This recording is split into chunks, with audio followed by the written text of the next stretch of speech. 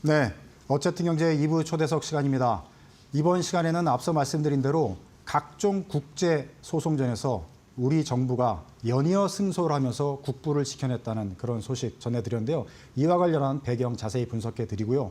앞으로도 유사한 소송들이 계속 이어질 것으로 보이는데요. 어떻게 대비하고 나아가는 것이 좋은지 자세하게 진단을 해드리도록 하겠습니다. 자, 도움 말씀 위해 정홍식 중앙대 로스쿨 원장님 나오셨습니다. 네, 안녕하세요. 예, 안녕하십니까. 자, 보통 이제 학교 요즘 일반인들은 로스쿨 얘기를 많이 하잖아요. 예. 근데 정확히 얘기하면 법학 전문 대학원 또 이렇게 맞습니다. 학교에서 쓰는데 어느 용어를 사용하는 게 더 기분이 좋으신지 아니면 일반적으로 봐야 되지? 공식적인 용어는 이제 법학 전문 대학원이고요. 근데 이제 일반 분들은 흔히 로스쿨이라고 하기 때문에 혼용해서 얘기를 하고 사용을 있습니다. 하면 되는 겁니까? 네, 알겠습니다. 그럼 저도 혼용해서 사용하도록 하겠습니다. 예. 자, 외국 기업들이 정말 그냥 외국 기업도 아니고 거대한 외국 투자사들이 한국 정부를 상대로 소송을 계속 하지 않았습니까? 예. 근데 다행히 또 우리 정부가 또 의도한 대로 연이어서 승소를 했습니다. 예. 자, 론스타, 엘리엇, 쉰들러 뭐 이름만 들어도 어마어마한데 그 소송전을 우리가 정부가 잘 대응해서 이긴 전체적인 그 배경에 총평을 먼저 한 말씀 해주시고 자세히 또 분석을 하면 좀 재밌을 것 같다 이런 생각이 들었습니다. 예.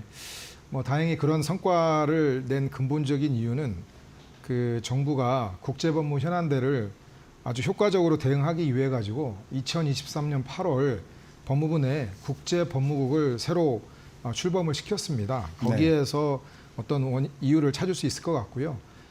국제법무국의 여러 구성원들이 일을 같이 하면서 시너지가 났던 것이 아주 가장 큰 이유이지 않았을까 이렇게 생각이 듭니다. 그래서 제가 이제 국장으로 들어가면서 교수 출신이 들어가고 원래 거기에서 근무하고 있었던 검사들과 아주 훌륭한 검사들과 변호사들, 법무관들 이런 사람들이 서로 상호간에 시너지를 내면서 개별 ISDS 사건의 대응 전략을 좀 더 정교하고 체계적으로 준비함으로써 그런 결과가 나오지 않았나. 그리고 또 이제 그 사건들을 에서 이제 그 역량 있는 정부 대리 로펌, 국내외 로펌들을 선임을 해서 그분들이 아주 잘 해주었고 또 여러 가지 운이 좋았던 것 같습니다. 네.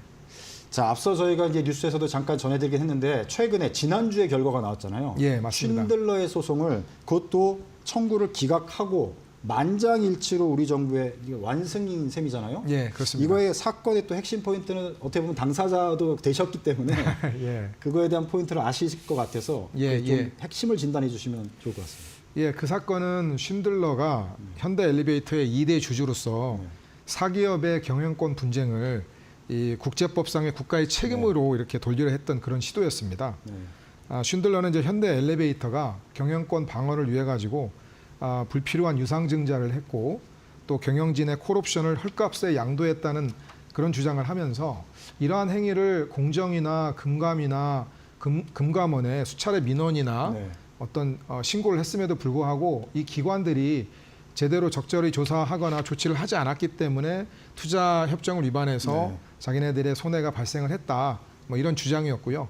거기에 대해서 중재판정부는 우리 정부의 정당한 규제 권한 행사를 한 것으로 판단을 해서 쉰들러의 그러한 그 청구를 모두 기각을 했고 쉰들러가 제기한 3,200억 원의 손해배상 청구가 전부 기각이 된 그런 사건입니다. 네. 정말 다행이다 이런 생각이 드는데요. 이제 앞서서 이제 론스타도 옛날에 아주 떠들썩 했지 않았습니까? 외환은행 그 매각 관련해서 론스타가 4천억 원 규모 배상해달라고 요구를 한 건데 이것도 이제 우리 정부가 최근에 작년 말이죠. 승소 판정을 받았잖아요. 이거의 또 승소 포인트는 무엇인지 설명 한번 해주시죠. 뭐 론스타의 당초 청구 금액은 46.5억 불이었습니다. 뭐 환율에 따라 좀 다르지만은 지금 현재 환율은 7조 원 정도였고요. 한마디로 얘기하면은 그 사건의 포인트는 국제 투자 중재에서도 적법 절차를 위반하는 심각한 반칙 행위를 용납하지 않겠다라고 하는 그런 의미가 있다라고 볼 수 있습니다. 그 론스타는 정부를 상대로 제기한 투자 중재 절차가 진행되는 중간에 외환은행의 매수인인 하나은행을 상대로 별도의 국제 상사 중재를 제기를 했고요. 그런데 상사 중재 판정부는 론스타의 패소 판정을 내리면서도 이 외환은행 매각 과정에서 한국 정부의 책임을 인정하는 듯한 그런 판정을 내린 것이 확언이 됐습니다. 론스타는 이제 그 부분을 투자 중재 판정부에 어필하면서 외환은행 매각 과정에서 한국 정부가 부당한 승인 지연을 했고 매각 가격을 인하해달라라고 하는 압박을 가했음을 주장을 했는데 네. 이에 판정부는 정부의 책임을 일부 인정을 했습니다. 그래서 네. 원 중재 청구에서 청구 금액의 한 5% 미만 정도의 판정을 내렸는데 거기에 대해서 이제 정부가 취소 신청을 제기를 했고 그 근거로서는 론스타와 하나은행 간 상사중재 판정을 원용한 것은 아주 치명적인 오류를 범했다. 그거는 한국 정부의 적법 절차가 위반이 된 거다. 방어권이나 변론권을 침해한 것이다. 이 부분을 공략을 했고 그 부분이 성공을 해서 전부 취소가 된 것입니다. 네. 그 빈틈을 잘 파고들어서 예, 맞습니다. 네, 우리의 승소를 이끌어냈다. 예. 자, 알겠습니다. 앞서서 또 큰 사건이 있었잖아요. 예. 엘리엇.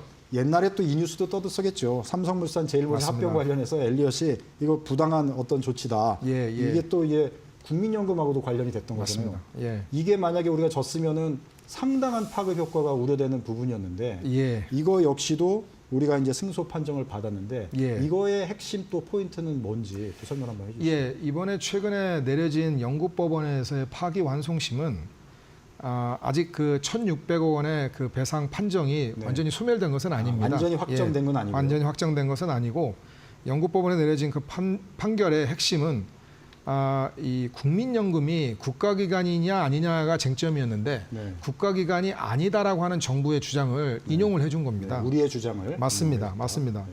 그리고 이제 국민연금이 삼성물산 합병 과정에서 2대 주주로서 이 찬성으로 이제 의결권 행사를 했는데 그거 자체가 이제 정부의 조치가 아니다. 네. 그래서 우리가 정부의 조치가 정부가 시켜서 한 게 아니다. 예, 정부의 조치가 아니어서 한국 정부의 책임이 인정되지 않을 수 있다. 네. 국민연금이 한 것은 이게 왜 중요하냐면은 국민연금이 지분을 보유한 기업의 수가 1,200개가 넘습니다. 한국 내. 그렇죠. 네. 그래서 이제 거기에다가 투자를 해가지고 국민들의 노후연금을 갖다가 이제 불리는 그런 역할을 하고 있는데, 근데 이제 그 기업들에서 국민연금이 어떤 중요 의사결정을 할 때마다 그 반대하는 외국 투자자가 있지 않겠습니까?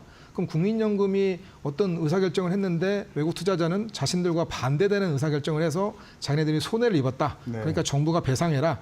이런 시도를 할 수 있었는데 그거를 원천 봉쇄했다는 데 아주 큰 의미가 있습니다. 그래서 국민들이 어떤 노후연금을 이렇게 자율적으로 투자를 해가지고 부풀리도록 할 수 있는 어떤 그런 토대를 기반을 마련했다. 이렇게 말씀드릴 수가 있고 그 1,600억 원의 그런 부분들은 이제 원 중재 판정부로 환송이 돼서 이제 다시금 그 부분에 대해서는 다시금 다투게 됐습니다. 네. 한 번 더 해야 되는. 한 번 더 해야 되는. 일단은 저희가 승소를 했는데 예, 복잡한 내용이어서 설명드리기는 조금 어렵습니다만. 다음번에 또 그런 소식들이 있으면 한 번 더 여쭈도록 하고요. 예. 자, 중요한 게 지금 이들 세 개 큰 굵직한 사건 승소 과정에서 일단 원장님이 직접적으로 다 관련이 된 정부 내에서 일을 하셨을 때의 사건들이었다는 게 또 주목이 되는데요. 예. 그래서 오늘 또 이제 설명을 듣고 싶어서 초대석에 이제 모셨는데, 예. 자, 가장 주안점을 뒀던 일이 무엇이었는지 법무부 국제법무국장으로 일을 하실 때 이 사건들에 관련해서 그거 한번 설명해 주시면 좀 참고될 것 같습니다. 뭐 그런 그 승소의 결과들을 저 혼자 한 것은 전혀 아니고요. 당연히 이제 국제법무국 내 검사들과 변호사들 그리고 이제 외부 정부 대리 로펌들과 합심에 따른 그런 결과라고 말씀을 드릴 수가 있겠습니다.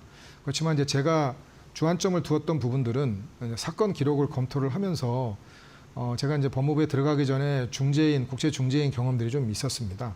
그래서 이제 중재인 경험을 살려서 정부의 입장만이 아니라 그 사건에 대한 판단을 하는 중재인이나 법관의 입장에서 이 사건을 좀 바라보면서 그 시각에서 바라보면서 그런 판단자들이 가장 궁금해하는 것은 무엇일까, 어떤 질문들을 할까, 그런 부분들을 우리가 어떻게 효율적으로 대응을 하면서 설득을 할 수 있을까라고 하는 그런 부분에 초점을 둬가지고 의견을 냈고, 그래서 이제 그런 부분에서 저희가 서면 작성이랄지 그 다음에 중요 심리 과정에서의 구도 변론에서 우리가 어떻게 주장을 하고 또 그 사람들의 질문들에 대해서 우리가 어떻게 대응을 할지를 미리 조금 의견을 가져가면서 소송 전략을 짜가려고 했습니다. 그래서 좀 시너지를 내는데 좀 주안점을 둬서 우리의 변론과 주장이 중재판정부에게 좀 더 설득력 있게 다가가도록 노력을 했다는 점을 말씀을 드리고 싶습니다. 네.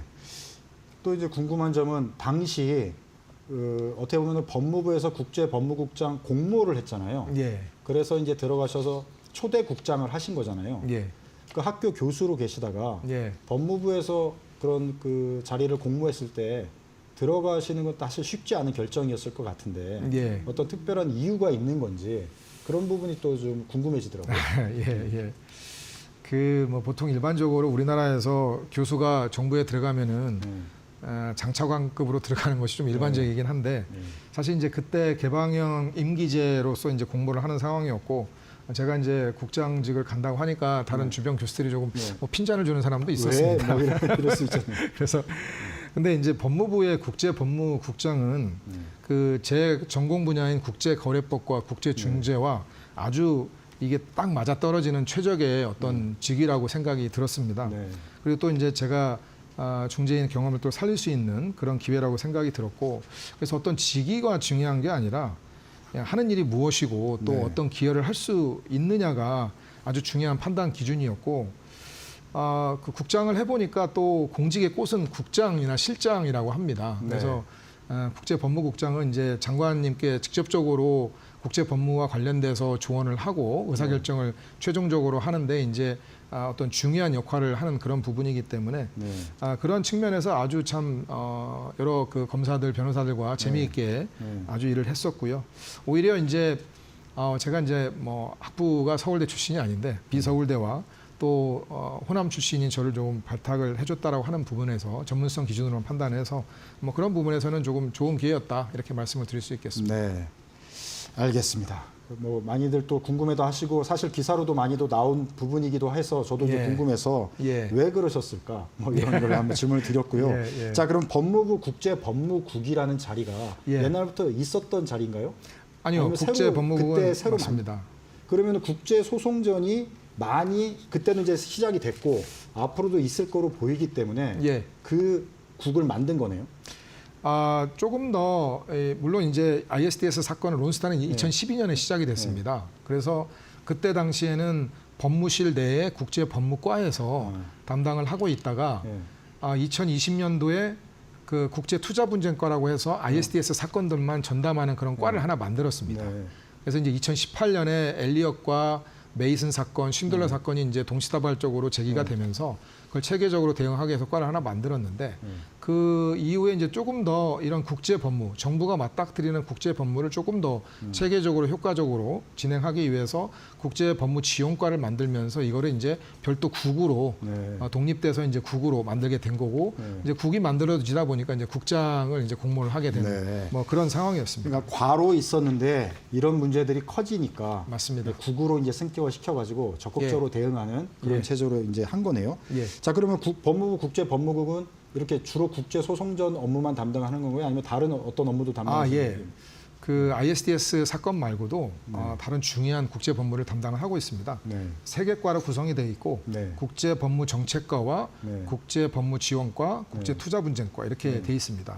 첫 번째 정책과는 이제 전 세계적으로 민사나 상사 규범을 만드는데 우리가 이제 정부 대표단을 유엔에 파견을 하고 이제 관련 협약의 국내 이행 법률안도 네. 만들기도 하고 또 이제 법률 시장 개방과 관련된 그런 이슈도 다루고 있습니다. 그리고 이제 국제법무 지원과는 모든 중앙 부처에서 발생하는 국제법무 사안에 대해서 자문도 하고 그다음에 정부가 당사자로 발생을 하는 국제 소송이나 국제 중재 사건들에 대해서 지원 업무를 제공을 하고 있습니다. 그리고 이제 중소기업이나 중견기업의 해외 진출과 관련돼서 발생하는 국제 법무 이슈들에 대해서 외부 전문가들을 활용해서 자문을 제공을 하고 있고 청년 법조인들의 해외 진출에도 저희가 이제 아주 전폭적인 지원을 하고 있는 그런 상황이고 국제투자분쟁과는 이제 아까 말씀드렸던 ISDS 사건을 전담해서 대응을 하고 있다 이렇게 말씀드릴 수 있습니다. 네.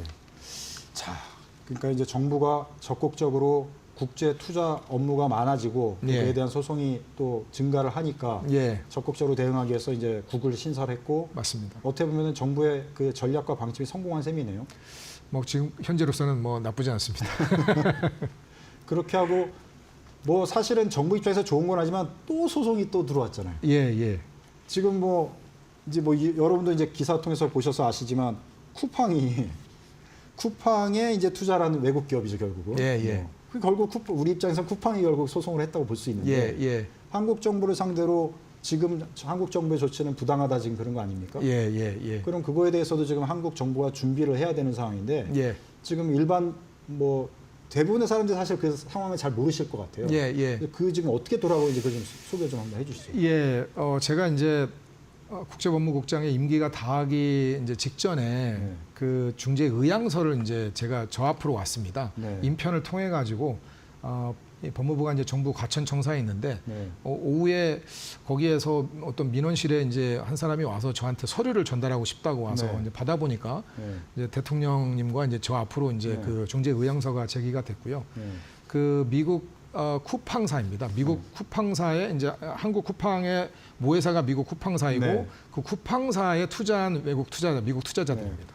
그 이제 몇 개 투자사들이 제기를 한 상황이고 지금 이제 중재 의향서이기 때문에 아직 정식으로 중재를 제기한 것은 아닙니다. 네. 초기 단계이고 현재로서는 어떻게 전개될지 예단하기는 대단히 어려운 상태이고요. 네. 그렇지만 이제 쿠팡의 그 3천만 건 이상의 개인 정보가 유출이 됐다라고 하는 것은 네. 아주 심각한 결과를 야기할 수 있기 때문에 네. 중대한 개인정보 우호를 위반한 것은 사실입니다. 네.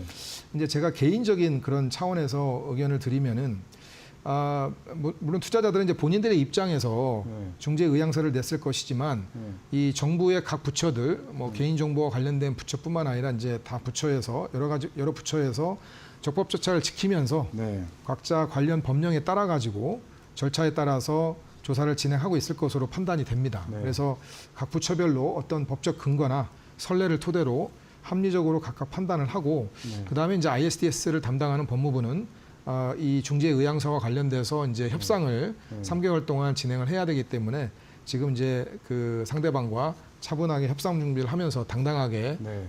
임하고 있을 것이라 생각이 되고 주권 국가로서의 정당한 규제 권한 행사는 이번에 쉰들러 사건의 판정에서도 그대로 보여졌습니다. 그래서 정당한 규제 권한 행사는 당연히 할 수 있지만 투자자를 보호해야 될 또 의무도 있기 때문에 네. 적절하게 그 밸런스를 맞춰 나가면서 행하면 되지 않을까 이렇게 생각이 네. 듭니다. 근데 이제 법적인 그 문제를 떠나서 또 정부의 어떤 입장을 떠나서 일반적으로 우리가 생각을 해본다면 예, 이거는 뭐 꼭 뭐 재판을 해서 승소를 하겠다는 입장보다는 예, 어떤 정부에 대한 압박용으로 이거 행동을 하는 건 아닌지 예, 예. 그런 의심이 짙게 들 수밖에 없는 상황인데 예, 예. 이거 어떻게 보십니까? 지금 정부에 계시진 않으니까 또 말씀해 주실 수 있을 것 예, 같아서. 뭐 네. 쿠팡의 투자자, 미국 모회사의 투자자들이기 때문에 뭐 쿠팡에서는 본인들과는 관련이 없다 이렇게 얘기를 하고 있지만 아무래도 쿠팡 그 투자사들 입장에서도 지금 한국 정부 여러 부처에서 네. 진행이 되고 있는 조사나 이런 어떤 행정 처분의 어떤 그런 강도를 조금은 약화시키려는 그런 의도도 있지 않은가 이렇게 생각이 들고 실제 중재를 재개할지 여부는 이제 지켜봐야 되는 상황입니다. 네. 그래서 이제 그런 부분들에 대해서는 법무부가 여러 가지 아주 슬기롭게 대응을 네. 하지 않을까 싶고 더 말씀드리게 되면 여러 가지 측면에서 어떤 소송 전략적인 측면도 노출이 되는 것이기 네. 때문에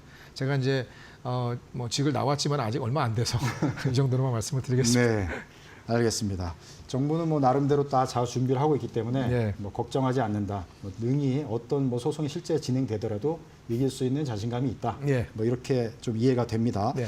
자, 그럼 뭐 쿠팡 뭐 이 소송전뿐만 아니라 앞으로도 이와 같은 소송들이 계속 이어질 거로 사실 예상이 되잖아요. 예, 뭐 국제 협력은 지금보다 더 많아질 테고 맞습니다. 외국 투자사의 투자는 더 우리가 많이 받을 테고 예, 뭐 이런 상황이라면 뭐 우리가 의도하진 않겠지만 계속 소송은 들어올 수가 있고 예.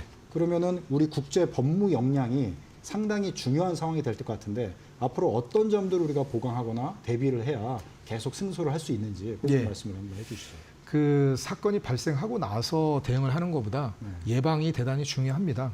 그래서 제가 국장으로 재직 시에도 가장 많은 관심과 신경을 썼던 부분은 또 예방 업무이기도 합니다. 네. 그걸 위해 가지고 ISDS 예방 가이드라인을 만들어서 네. 이 여러 가지 관련 부처랄지 그다음에 공기업, 지방 정부 네. 이런 데 다니면서 이제 교육도 시키고 그다음에 가이드라인도 배포를 하면서 체크리스트를 만들었습니다. 이제 그런 부분에 있어서 공무원들이 정책을 위반하는 데 있어서 외국 투자자와 관련된 사안에 대해서는 우리 정부가 투자자의 소속 국가와 맺은 투자 보장 협정이라는 게 있습니다. 네. 그래서 외국 투자자가 들어왔을 때 투자자를 보호한다. 내국민과 차별 대우하지 않고 공정하고 공평하게 대우하겠다라는 그런 약정을 했기 때문에 그런 어떤 기본적인 의무를 다하고 적법 절차를 준수해 가면서 대우해야 된다 이렇게 말씀을 드릴 수 있지만은 또 반면에 주권 국가로서의 정당한 규제 권한 행사하는 데에서도 뭐 주저할 필요는 없다 이렇게 좀 말씀을 드릴 수가 있겠고요. 또 한 가지 필요한 부분들은 이제 국제법무국이 신설된 지 이제 3년도 채 안 되는 상황인데 아직 그 인력과 예산이 상당히 좀 부족한 편입니다. 그래서 인력에 있어서 조금은 직제가 좀 많이 마련이 돼서 또 훌륭한 뭐 검사와 변호사들이 좀 더 보강이 돼야 될 것 같고, 그 다음에 이제 ISDS 대응을 하는 데 있어서 지금까지는 대통령 훈령이 하나 있었습니다. 이 부분을 조금 더 이 법률화 해가지고 하는 작업을 지금 시도를 하고 있는 상황입니다. 네. 자, 이제 그런 일들을 하시고 또 준비를 하시다가 일단 작년 말에는 업무를 마치시고 올해 초입니다. 올해 초. 예, 1월 1월 초에 1월 말까지. 업무를 마치시고 이제 예. 그 중앙대 로스쿨 이제 원장으로 복귀를 하셨어요. 그럼 요즘 그 학교 생활은 원장으로서 어떻게 하고 계신지? 예.